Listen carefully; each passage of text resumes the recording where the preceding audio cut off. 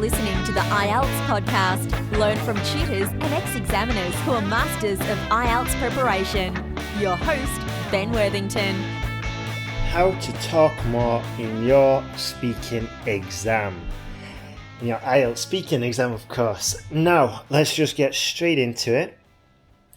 This is sourced from a course on the Cambridge English Teacher.cambridge.org website, and it's just paid access. And basically what we'll do is we'll look at the base of this specific module, and we'll also build onto it. And if you're really interested in this, if you're a teacher who prepares students, I'd recommend the Cambridge English Teacher website, because there's lots of good resources there and you can build your skills. And it's also a fantastic resource for students. The problem is, though, for students, that out of the 100 or so articles and modules and courses that are on there, only about 3 or 4 are related to IELTS. However, for the teachers, all the other resources are definitely useful, and I'd recommend that if you're serious about teaching and you want to improve your skills, then go there and you can find out lots. I found it a really good investment for my future. Now then, let's have a look at step 1. So, we've been given the question, okay? For example, tell me something about your hometown, okay? And I've gone over this before, because it's kind of just common sense, but it's common sense if you're teaching it every day for the last couple of years, like myself. But if you're new to the exam, then it's not common sense at all. It's completely new knowledge, so it's worth just touching it again, going over it again. So let's see. So tell me something about your hometown. You can say, I come from Glasgow in Scotland. It's not too good, is it? What else could we do there to improve that? Well, we can provide a description. Yeah? Tell me something about your hometown. Well, and this is a natural way to start a sentence anyway. Well, I'm from Glasgow, an industrial city in the north of the United Kingdom. Scotland, in fact. The city was an industrial hub in the 1700s, and unfortunately there's a lot of unemployment there now. But the weather is also pretty poor. But apart from that, the people are fantastic. Okay? Can you see how much richer that description is? It's so much better. So let's go into what I did there. Well, I shared some of the characteristics of the city, and I gave the examiner some additional information. Okay? So, let's see. To do this, what we can do is we can provide names, labels, industrial city in this case, in the north of the UK, Scotland. Just going to more specific, and this is similar to the paragraphs you're writing. We're going from general to specific. Tell me something about your hometown. Glasgow is my hometown. In fact, it's a city. Blah, blah, blah. And then we'll go into the weather, we'll go into the people, we'll go into the economy, and we're getting more specific there. Okay, so this is a general structure, a general outline we can follow. So we can also engage sort of like the categories, classifications, and say it's a city, it's not a town. That's one way of classifying it. We can engage our senses. Yeah, what's the colour like in Glasgow? It's grey, it's overcast, it's rainy, it's grim, it's cold. Yeah, we talk about the temperature, talk about the smell, talk about the sound, the taste. Okay, bring it to life. Try and visualize it in your mind. If you are from Glasgow, if you're from Casablanca, Morocco, if you're from, Seoul in Korea, tell me about these places. Give me a rich description. And if you don't know about it, get on Wikipedia and just try and get this sorted. Okay? Try and get just an absolute stellar description of your hometown, of your country. Get it down on paper, get it grammatically perfect, okay, because it's going to set you off on the right track and it's going to boost your confidence. If you just give this knockout description right at the beginning, it's just going to set you up for success.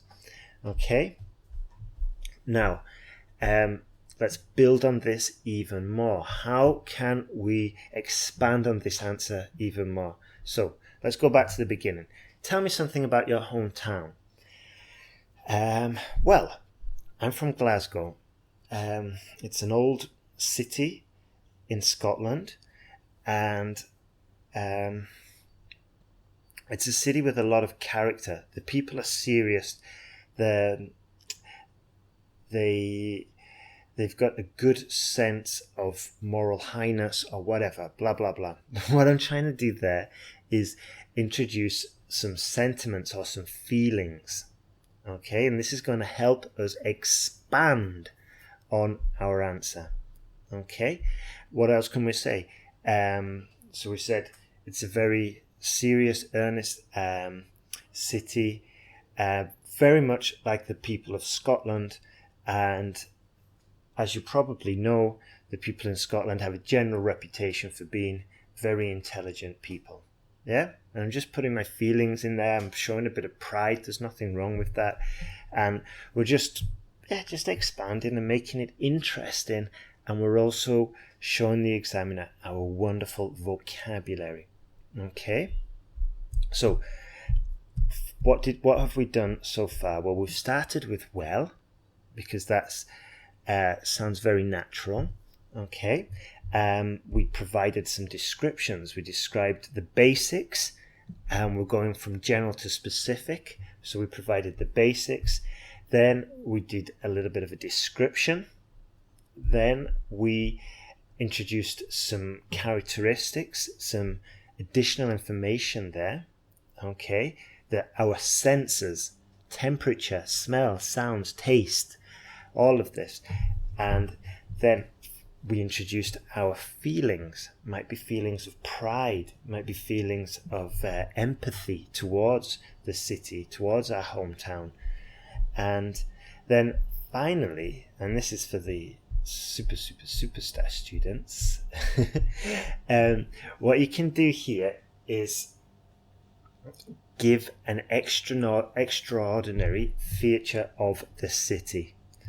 Okay, so now the way we can case this, so I'll give you an example. Tell me something about your hometown.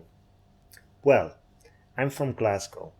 Glasgow's situated in the southwest of Scotland, which is basically the northeast of the UK, more or less. And yeah, the city's very interesting. It's very vibrant. There's an amazing music scene there. Unfortunately, the economy has taken a hit over the last couple of years, but it's recovering. The people there are amazing. They're very friendly, very intelligent bunch. The only downside is the weather. But interestingly, Glasgow is the rainiest city in Europe. No other city gets as much rain as Glasgow. Okay? Now, that was quite an extraordinary feature. There's only one city in Europe that can be the rainiest. I'm taking a guess. Glasgow obviously is not my home city. If it were, you probably couldn't understand me when I spoke English. But anyway, Glasgow is not my home city, so I can't give you a fact about Glasgow, an extraordinary feature. But what I did give you was something that was believable. Okay? And so these are the kinds of stuff that we want to be incorporating into our speaking test. Okay, so let's have a look at applying this knowledge to other very common questions in the IELTS exam. Now, hometown is almost certain because we're going to be asked, tell me something about yourself. Okay, and you can obviously start talking about your hometown. Okay, or just in the part 1 where it's getting to know you, we're going to talk about our hometown. Now, another thing, by preparing about the hometown, we're also going to cover a lot of useful vocabulary, which is for places of geographic vocabulary, places, descriptions, buildings, climate, all this, the economy of the place. So it's worth covering that. It's worth reviewing that for your speaking. Now, another part that is definitely worth researching and preparing for, because you'll be more than likely asked to use this vocabulary, is your vocabulary for describing people. So imagine in the exam we've got a question about, for example, tell me something about your family. Okay, now using the structure before, and what you can do, actually what I used to do with my students was you can put all of the structure of your answer onto your fingers. So your little fingers provide the basics. Your, what's it called? It's not index. I can't remember what it's called now. But your second, the one near your little finger, what we do there is provide a little description. Then on the middle finger, share some characteristics or additional information. And number 4, on your, that is your index finger, your pointing finger, insert a sentiment or a feeling. And then number 5, an extraordinary feature. Okay, cover those 5 points for your answers and you're doing well. Okay, so let's go through it now. What was the question? It was, tell me something about your family. Well, I have a brother, a sister, and obviously my parents. Okay, this is the basics. Okay, this is my family. Let's provide a little description. We're moving from the basics, which is our little finger. We're moving on to the next one, and we're going to provide a description. So we can say, my father is a grocer. He works in the north of England, and my mum is retired and she used to be a careers officer. And I myself, I'm the middle child. I've got a younger brother and an older sister. You could call my brother a little animal, but that would be a bit rude. But that's me joking around. There's nothing wrong with doing that. It just shows you're human. Yeah, my little brother, he's a little animal, but everybody loves him. Okay, so what we're doing there is just providing a little description about the family. Okay, now characteristics or additional information. Kind of did go into that a little bit, but we can go into more detail about it. Yeah, I can say my sister is an interior designer. She lives in Australia. I think she went there to escape the terrible weather in the north of the UK.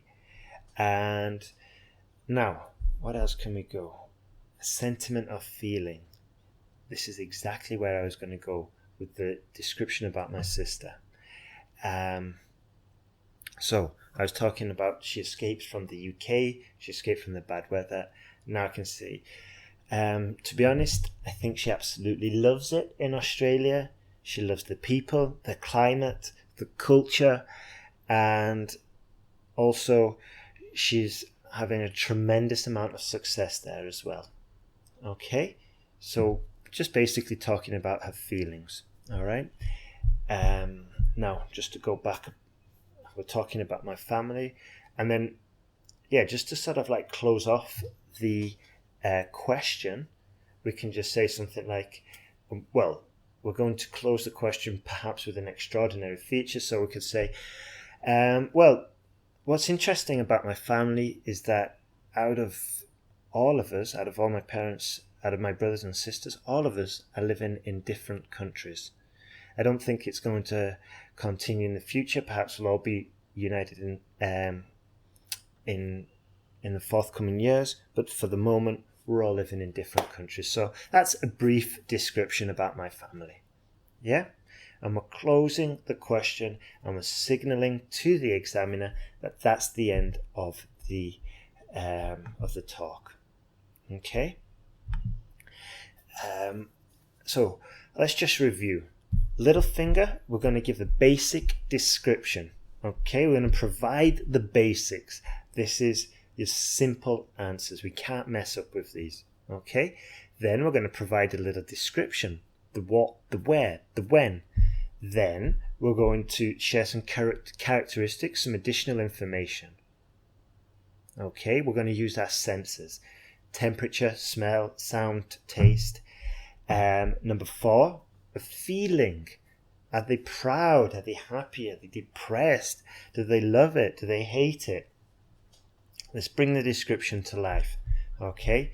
And then finally, on the thumb, when we're touching our thumb, we're just going to say something extraordinary. Yeah? Just something that's quite unique about what you're talking about. Yeah? Might be something like, interestingly, all my family are ginger, except me. Something like that, whatever. Okay? And we can also use that extraordinary feature to sort of like signal to the examiner we're closing our talk. Okay? So using that structure, we are going to be able to expand our answers, and we're going to be able to give the examiner some more information and just help them to give you a high mark, which is exactly what you deserve. Now, if you want some more help with this, if you want practice and feedback about using this structure, have a look at the online IELTS course at sentenceguide.com. If you go to sentenceguide.com, there you'll find the speaking package, and that comes with some excellent tutorials with more very practical tips like this that you can incorporate into your preparation. They're very fast to implement. You'll see a very quick result. And what I love about the course is that you're going to get some direct feedback from me, okay, or from the other tutor who's on the team. She's an IELTS expert as well. And what we'll do is review your speaking and tell you where to slow down, where to speed up, how to expand your answers, what you need to improve, check your pronunciation. So it's a really quick way of improving. Okay, so you can have a look at that at sentenceguide.com. Also, if you're having any problems, just jump online and shoot me an email, sign up for the newsletter. You won't be disappointed. It's been reviewed, it's been reworked, so there's more content coming out and more value. Have a look at that, and yeah, good luck in your IELTS exam. Keep going. You can do it. You've learnt your own language. There's nothing stopping you from getting very competent in the English language. You've got the skills, you've got the brains. Just apply it, keep working, and you will eventually get there. All the best, and have a great day.